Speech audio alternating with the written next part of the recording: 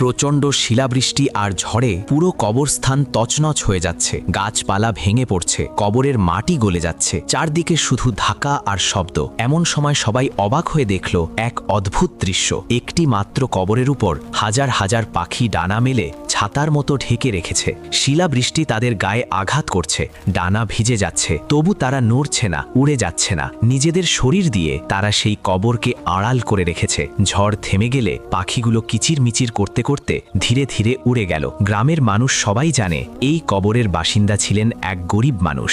তিনি নিজে না খেয়ে থেকেও প্রতিদিন রাস্তার কুকুর, বিড়াল আর পাখিদের খাবার দিতেন। তিনি সব সময় বলতেন, এরা আল্লাহর বোবা মাখলুক।